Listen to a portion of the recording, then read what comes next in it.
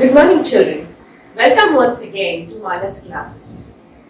I hope you enjoyed my previous videos and they have been helpful to you. Now, today I go over to democratic politics, lesson number 1, power sharing. Alright, power sharing. It's a very easy topic. That's what you may think. Yes, it is easy provided you understand the concept. Power sharing is something that you and I have been doing ever since we were children. What do I mean when I say since we were children? You'll say, no teacher, it is power sharing is only where political parties are concerned, where the country is concerned, where we are sharing power politically with all the different groups. True, but then the practice begins when you are a little child, at your homes. You see? Power is shared between brothers and sisters. They don't dominate each other. They accommodate each other. They accommodate each other's likes, dislikes, desires, and they sacrifice and see that everybody gets along. Okay? Basically, power sharing is understanding and moving ahead by accommodating others' desires also. Okay? Another small example. If you and I were walking together hand in hand and we're walking nicely and then all of a sudden I take my leg and stamp yours. What am I doing? I am invading your space. You may not like it. You may not like it. But am I right in doing so? No. Which means I have encroached upon your freedom. So I'm not being accommodated. So understand. Power sharing is where we are accommodating each other's in that limited space, in that limited period. Okay, so that's what we understand by the term power sharing. And they have given classic examples of two different countries in order to make this concept clear to all the students. Let's see what they have to say. The lesson begins with a small country called Belgium. Okay? And this European country has its neighbors as Germany and Netherlands. Now, what happens? The population of that place would automatically come here. The languages, see, you cannot draw a line and say, these people speak only this language and these people speak only this language. It's a line or a border drawn, but there will be people who have come this side and people who have gone that side. Merge before you drew the lines itself. So you have borders where people, tend to speak a particular language. You can't demarcate like you are drawing a line. So therefore, you had people from that side also migrating here and living over here. So there was a funny situation which Belgium had to face. Now, when you govern a country, you need to have proper representatives or representatives of various regions. Now, what happened? Funny problem. What was the problem? On the whole country, in the Flemish region, 59% of the people were Dutch. Okay? And in the Wallonian region, 49% were Germans. Okay? That one, French, sorry. And the 1%, those were in the borders, were Germans. Strange, isn't it? You have the Dutch, you have the French, and you have the Germans. How to form a country's constitution? How can we, divide power and see to it that they are all getting an opportunity? Okay. Amongst this, what happened was the French people who had come here and settled down, those people were very rich. It was the Dutch who joined the fray later, and then they also became well off. But in Brussels, which is the capital of Belgium, a strange, funny situation. Brussels should have maximum number of Dutch people.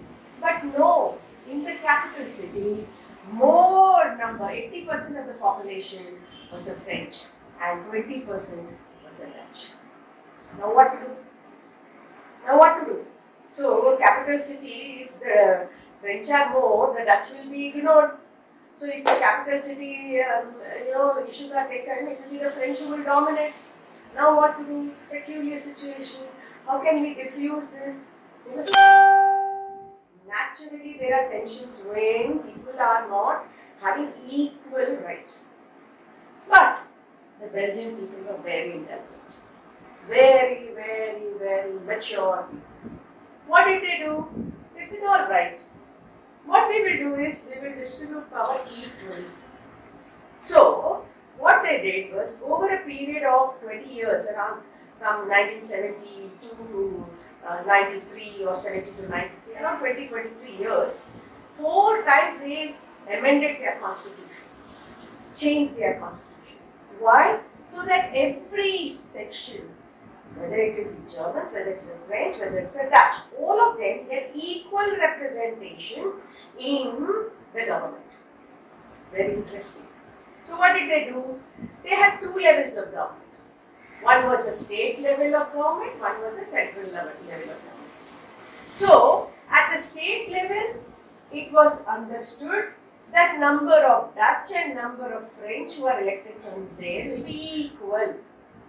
Similarly, and center, the Brussels also, number of seats for the French and the Dutch will be equal. What a wonderful situation. There was no conflict at all.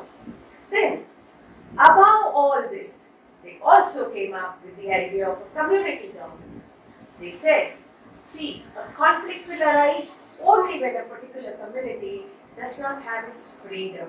So what did they do?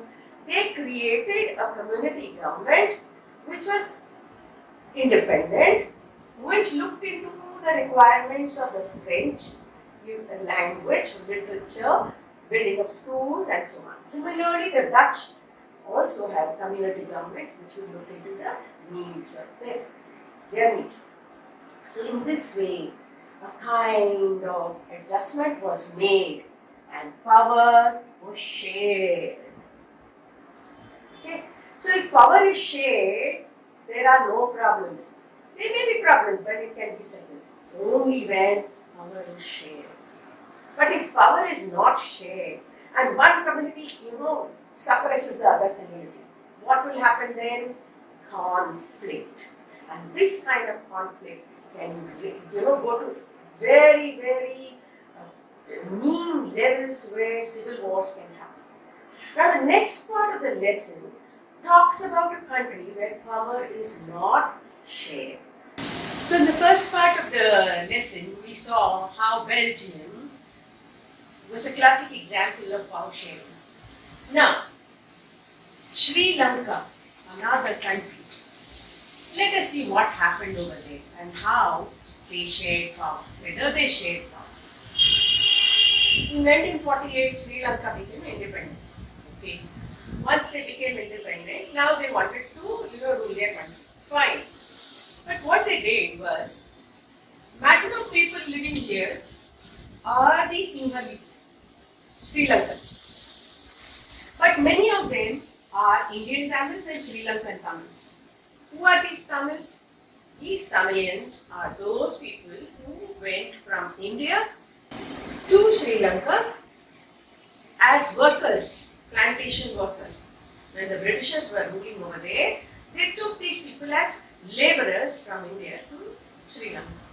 Obviously, what has happened? They have settled over there for generations. They have been working on the plantation and farms and so on. And after they became independent, they have stayed there because they have stayed there for generations.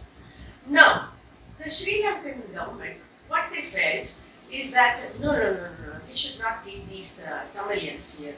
We don't want them. Let our country be only for Sinhalese. And in 1956, they passed an act. And according to the act, they made Sinhala the official language of Sri Lanka. Okay. So you have disregarded the Tamils. What have you done then in this process? You have eliminated them, pushed them away from you, made them feel that they do not belong to this place, made them feel that they are an outsider. Very wrong. Because when you make a group of people or people living in your own country go through this kind of a treatment, then what will happen is there will be conflicts. And such conflicts, one has to pay a very heavy price. Okay. So first thing they said, Sinhala will become the official language. Okay, they didn't stop at that. Then they said only the Sinhalese will get jobs in government offices and universities. Okay, this further irritated the Sri Lankan and Indian Tamils. Then what happened? The third thing that they said was that Buddhism will be the official religion of Sri Lanka, and so the Hindus or the Christians living there or the Muslims living there will be disregarded. Only the Buddhists will be recognized. Fine. So what have they done? They have further torn away the society into two different groups. Now, the Indian Tamils, they started feeling backward, left out. They too wanted to participate in the government and the governance, but they were not given a chance. Then by the time it was 80s, they decided that look, let us form a party of our own, the Sri Lankan Tamils.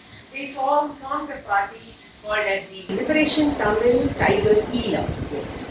And they fought for Elam. Elam is a state which they wanted. They said, you give us the northwest part of Sri Lanka as ours and we will push over there. So give us that region. There was no answer for it. Ultimately, the conflict was so bad that there was a terrible civil war in which the Tamilians were massacred and killed, and there was kind of almost practiced genocide by which that race itself be wiped out. It's sad. So this is what happens when power is not shared.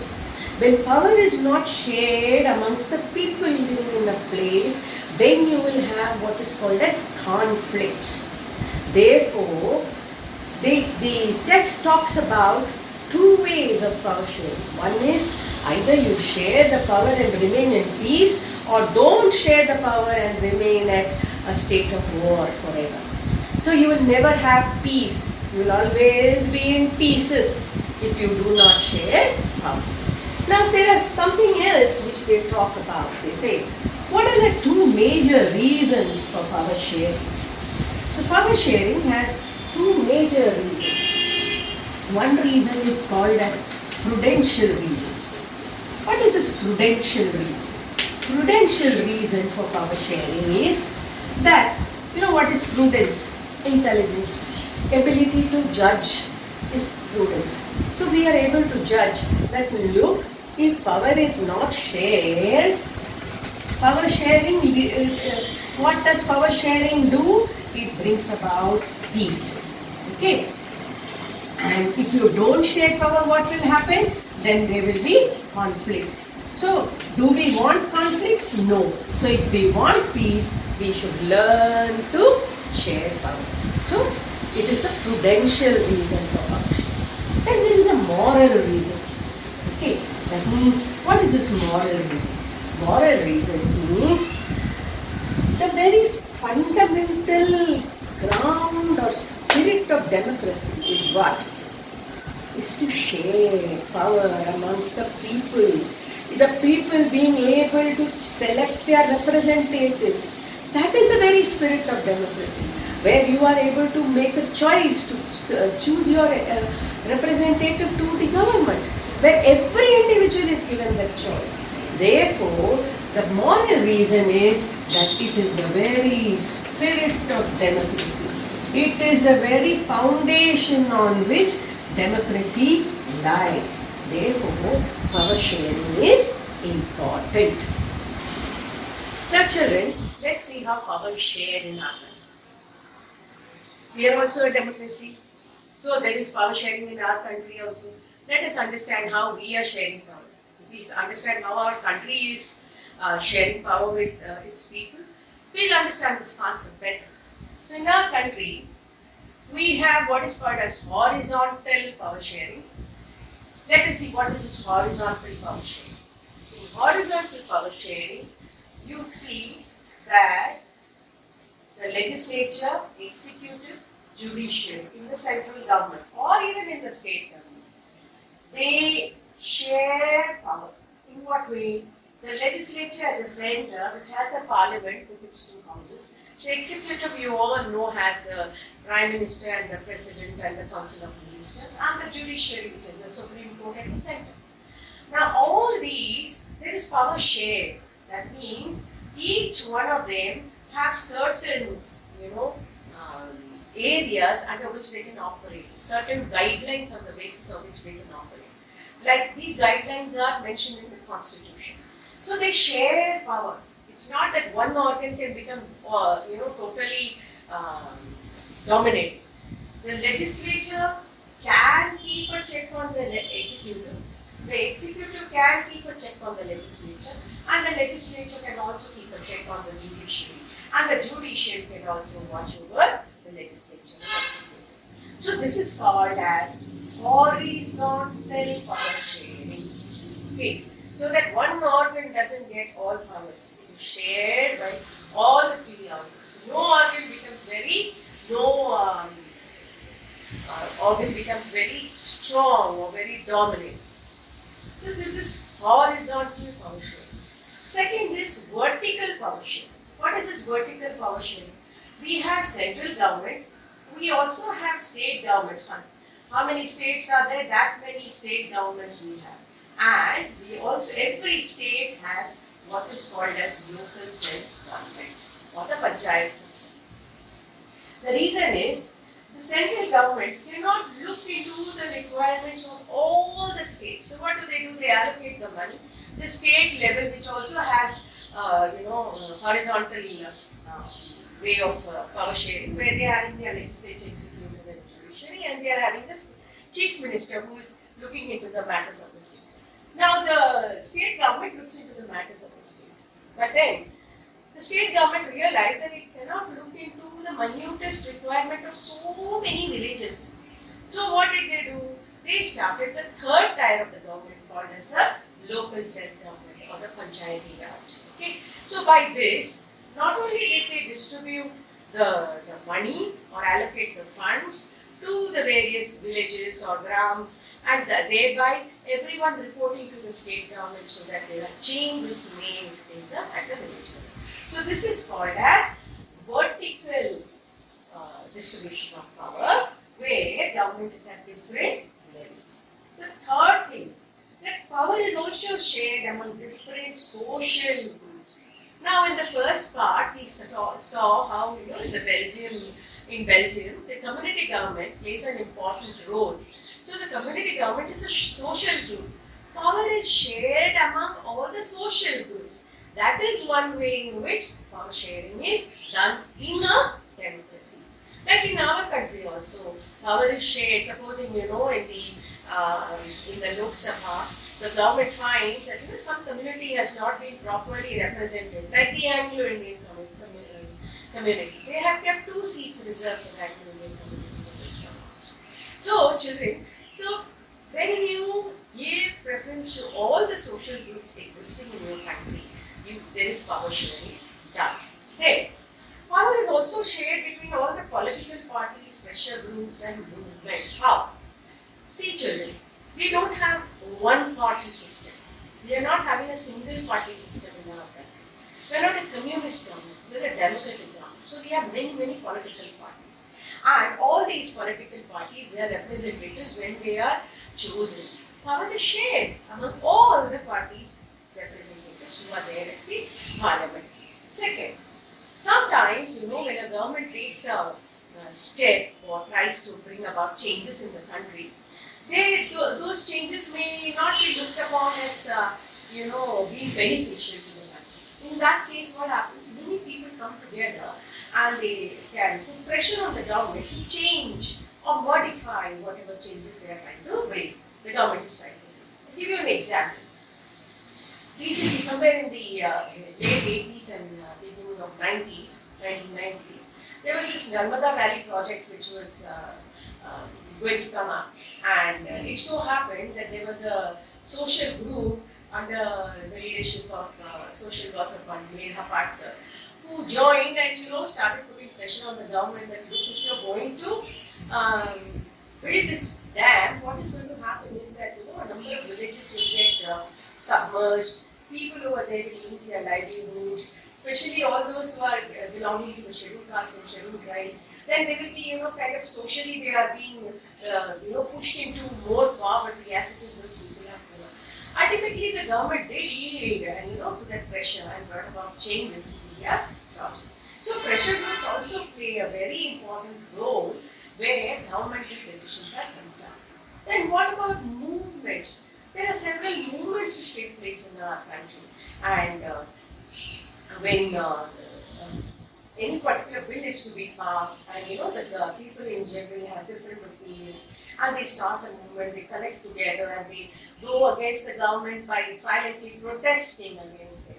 Then the government also tries to negotiate and find out if there is a valid point over there to be taken into consideration. So power is shared in this way.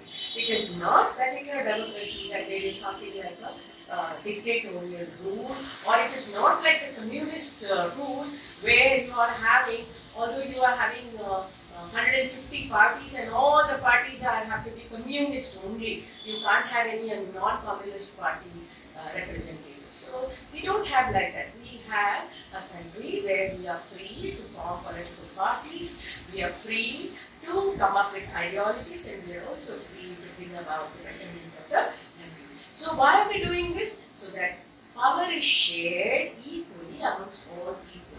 All people in this country, residing in this country, have liberty, equality, fraternity, justice, and the ability to express. So power sharing is a very important aspect of democracy. Thank you, children. I will be putting up the questions now, and I hope you answer them. Please do not forget to press the like button as well as the bell for further notifications. Thank you. It has been a pleasure teaching you.